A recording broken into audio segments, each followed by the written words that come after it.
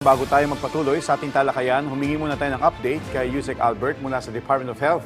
Yusek Albert, ngayon nga pong opisyal na nagsimula ang tagulan o ang rainy season sa iba't ibang bahagi ng bansa. Ano po yung mga karaniwang sakit na tumataas ang kaso na dapat pakabantayan ng ating mga kababayan? Ayan na nga, Joshua, no? It's time to get wild. Wild with prevention kasi yung wild yung iniiwasan natin. Yung ating mga waterborne na diseases, yung mga influenza-like illness, sa letrang L, yung ating leptospirosis, at sa letrang D, ang dengue. Para na talaga siyang bingo na ayaw nating bumingo at magkaroon ng sakit. Ang pinaka-issue dito, dahil dumadami na yung buhos ng ulan, nagkakaroon tayo ng tubig na pwedeng pamugaran ng mga insekto dun sa dengue o kaya pwedeng makakontamina sa ating inumin dun sa mga waterborne diseases. Sa influenza naman, ganang nabanggit nyo na rin na Joshua, Asekweng, yung ating mga pasukan na magsisimula sa Lunes, magtitipon-tipon ng mga bata. Mahalaga po na ang resistensya ay pinapalakas, tamang pagkain, ehersisyo at disiplina sa katawan. Mapasok ko na lang rin, mga principal, bantayan po natin, baka akala natin USB yung hawak ng mga estudyante, yung pala vape. Bawal po ang vaping, lalo na pag malapit sa eskwelahan. To begin with, bawal talaga ang vape sa mga bata. So, Yusek, dahil Dengue Awareness Month ngayon, sa kasalukuyan, kumusta po yung sitwasyon ng dengue sa bansa? May mga lugar ba na naitala na may pagtaas ng kaso ng dengue? Tsaka ano yung ginagawa ngayon ng DOH para mapigilan ito lalo na sa pagbabalik eskwela? Asekweng, mukhang talab na talab yung ating taob, taktak, tuyo at takip. No? Kung kailangan ulit-ulitin natin yan, 4 na tiyan, taob, taktak, tuyo at takip. Bakit po? Kasi yung datos natin mas mababa ng 56% ang bilang ng mga kaso ng dengue sa taong ito kumpara sa nakaraang taon. Mula January 4 hanggang May 23 ng kasalukuyang taon, ang naitala lamang nationwide ay 50,727 na kaso ng dengue kumpara sa 114,308 noong nakaraang taon. Bagamat mas mababa ang overall na bilang sa buong bansa, dun sa mga lugar na nangunguna dun sa talaan ng 50,727 at di naman tayo nagugulat kasi maraming tao sa mga rehiyon na to, ang Central Luzon, ang Calabarzon, tsaka ang NCR. Okay. Yusek, para mas mabigyan diin natin at hindi baliwalain ang ating mga kababayan itong ganitong mga babala, katulad nitong taob, taktak, tuyo, takip. Totoo ba na pagka nagka-dengue ka, hindi ka na ulit pwede magka-dengue? Totoo yan, ngunit totoo rin na 4 ang klase ng dengue. So 4 po yung tinatawag nating serotype. Kasi ang mga virus niyan, DEN 1, DEN 2, DEN 3, and DEN 4. Ibig sabihin, kahit lahat sila ay dengue, kakaiba, iba-iba yung kanilang identity. Maaaring nagkaroon ka rin ng dengue 3, pero ikaw ay hindi na magkakaroon din ng dengue 3, pero pag nakagat ka ng lamok na may dalang dengue 2 or dengue 1 or dengue 4, pwede kang magka-dengue ulit. Mahalaga po itong impormasyon na ito dahil meron tayong ang siklo na sinusundan ng dengue. May mga taon. Ngunit, ang lately, sa datos natin, ang pinakamarami is yung dengue 3. Okay. Now, balikan ko po ulit itong taob, taktak, tuyo, takip tuwing alas 4 ng hapon. Pakipaliwanag po, bakit po mahalaga na gawin ito sa ganitong oras at paano ito epektibo may isasagawa ng mga pamilya at komunidad?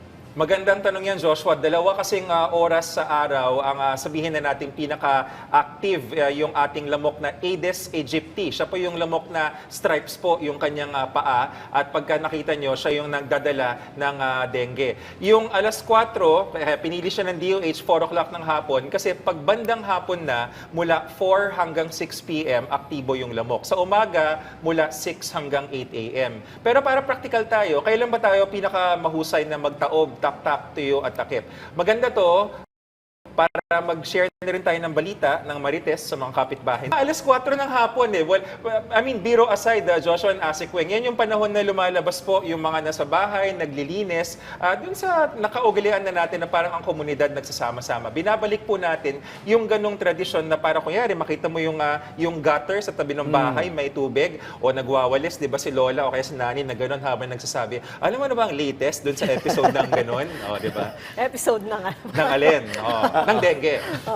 So, Yusek, para lang paalala sa ating mga kababayan, ano nga ulit yung mga sintomas ng dengue? Kasi yung iba, hindi naman talaga lumalabas yung mga rashes, walang fever, or kung magkaroon ng fever, hindi ganun kataas, or sasabi dapat pabalik-balik, di ba? So, ano nga ulit, paalala lang sa ating mga kababayan kung ano yung mga dapat antabayanan o bantayan, kung kailan dapat dalhin ang isang tao na suspetsyo natin na may dengue na. Ang pinaka-simptomas ng dengue na common rin sa mga ibang sakit na impeksyon, yung lagnat. Pero ang lagnat, sekweng ng dengue ay mataas yung temperatura. Kapag nakuha natin yan sa thermometer, lalabas yan ng mga 39 o kaya 40 degrees centigrade. Ay kalawa, may sintomas yan yung pananakit or parang mainit yung likod ng mata. Mararamdaman yan ng mga taong na nagka-dengue na, no? Parang mainit yung likod ng mata ko. At meron din yung pananakit ng katawan, panghihina. Huwag ho nating antayin yung mga late symptoms. Ano yung mga late symptoms? Sekweng Joshua, yung mga pagdurugo ng gilagid. Nako, medyo advanced na po yan. Yung pamamantal o kaya yung pasintabi sa mga kumakain, yung pag-iba ng dumi, ng kulay ng ating dumi, lalo na kung nangitim, bleeding na po yan. Ayaw natin yon. Sa lagnat pa lang po, magandang kumonsulta at sasabihin ko na rin po, kasi kung tayo po ay yakap registered, lahat po ng Pilipino ay entitled at yakap registered kayo, pwede kayo magpa-CBC kung makita ng doktor na may sintomas kayo. At kung kayo naman po ay kailangan ng pumunta sa mga ospital, bukas naman po yung mga dengue fast lanes ng mga DOH hospitals. Zero balance billing po kayo, number 1, sa DOH hospital, basic accommodation. Pero maski nasa private or LGU, meron naman po tayong dengue package ng PhilHealth. Yung dengue package ng PhilHealth, kaya niyang sagutin 19,500 para sa moderate dengue, 47,000 para sa severe dengue. Tumaas na po yung mga rate na yan sa ilalim ng administrasyon ni Pangulong BBM. Okay. Yusek, ihabol ko lang, June 8, pasukan na ng ating mga mag-aaral at may mga estudyante tayo na abutin din ng hapon sa mga eskwelahan. Sapat ba yung mga insect repellent na lotion para maiwasan na makagat ng lamok? Ano pa yung pwede natin ipayo sa kanila? Magandang tanong yan, Joshua. Ito yung ating mga self-protection measures. Merong iba-ibang brand po. Wala kaming ini-endorse na particular brand, pero maganda po na may nakapahid or nakaspray na insect repellent sa ating mga chikiting para hindi sila makakagat.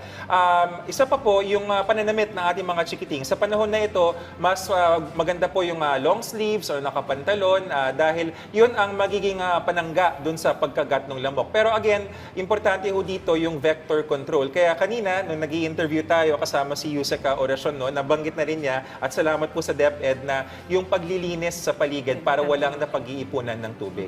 Paano naman yung may mga dengue patch, di ba? Yun yung mga dinidikit sa mga damit. Effective ba yun? Tsaka ilang oras yung effectivity ng mga ganun at tsaka mga lotion? Opo. Nabalitaan na po namin yan, no? Basta aprobado ng FDA. Tingnan po natin, meron naman usually yung parang FDA registration number. Yung mga patch po yan, meron po yung parang hangganan, no? Sabi nga nila, walang forever. Ito na naman tayo may hugot. Walang forever sa mga dengue patch. Hindi yan tatagal ng habang buhay. Kailangan tignan nyo kung hanggang ilang oras ang sabi ng manufacturer. Tapos kung kailangan kong palitan. Okay. At ano naman po, Yusek, ang paalala ng DOH laban sa iba pang sakit na karaniwang lumalaga na tuwing tagulan, gaya nga po ng leptospirosis, diarrhea, respiratory infections, lalo na para sa mga bata at senior citizens. Simulan natin dun sa lepto, no, na pag-uusapan na natin kasi maraming ang tubig. Kung nagbabaha, nagkakaroon ng leptospirosis, kapag tayo po ay napalusong, hanggat kakayanin, umiwas po tayo lumusong sa baha. Kung tayo naman po ay nalusong, hindi natin naiwasan, ano naman ang dahilan, at kahit anong baha po yan, tayo po ay kumonsulta sa ating pinakamalapit na health center. Meron naman po tayong mga libreng gamot kung kailangan, hindi naman po lahat kailangan bigyan ng gamot, pero importante, maunahan natin. Ang sintomas ng lepto, parang dengue, nagsisimula sa lagnat, pero ang pinagkaiba sa lepto, ito po medyo advanced na to, no? Kasi yung incubation period niya medyo mas matagal, umaabot ng mga 3 to 4 weeks. Ang lepto po, pwedeng magkaroon ng paninilaw ng mata, medyo advanced na po yan, paninilaw ng balat, at pananakit ng kalamnan, lalo na dun sa likod ng ating hita or dun sa ating calf na sinasabi. Huwag natin antayin yon, basta tayo po ay napalusong sa baha, kumonsulta po sa pinakamalapit na health center. Okay, ito Yusek, ibang usapin naman may paalala yung DOH tungkol sa mga peking website o social media accounts na peke na ginagaya yung DOH. Ano po ba yung detalye nito? Opo, lagi po yan lumalabas ng maya iba-ibang version. Pati nga po yung aming former Undersecretary na si Yusek Eric Tayag na nananahimik ko ngayon sa private sector ay lumalabas pa rin yung mukha. And ito po yung nakikita natin sa screen natin, si Secretary Ted Herbosa, di umano ay nag-i-endorse ng isang produkto. Paalala po, pag may nakita kayo na nag-i-endorse o kungyari ng produkto na DOH, Hindi ho totoo yan. Matic fake po yan kasi bawal po sa lahat ng DOH employees and staff and institutions na mag-endorso ng kahit na anong produkto. Wala po kaming ini-endorso na kahit ano. Yung nakita po yan, fake po yan. Tingnan niyo rin po yung mga URL.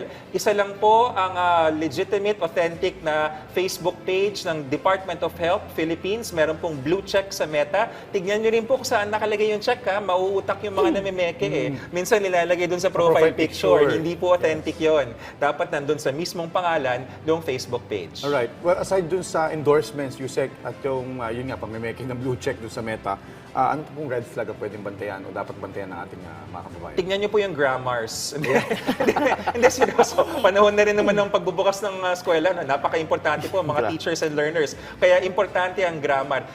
Wala po tayong pinapatamaan or anything, pero chances are, kapag mali-mali yung English, or maski yung Tagalog mali-mali mali-mali yung spelling, hindi po authentic yan. Dahil si Yusek Albert, saka si Sected, hindi kami, lahat po ng mga DOH employees, hindi kami mapayag na pangit yung pagkasulat dun sa labas. Okay, number 1 yun. Number 2, sinabi na natin, wala ho kaming in-endorse na produkto. At number 3, kung ito ay may binibenta or may hinihingan kayo ng pera, at this applies to everyone in government. Wala pong government official na hihingi ng pera sa mga social media sites or for any matter. Hindi ko kami umihingi ng pera. Peke po yan. Huwag na ho nating i-forward, lalo na ho dun sa mga Viber groups no, na usong-usa yun ng pandemic, puti nga bumawas na ngayon.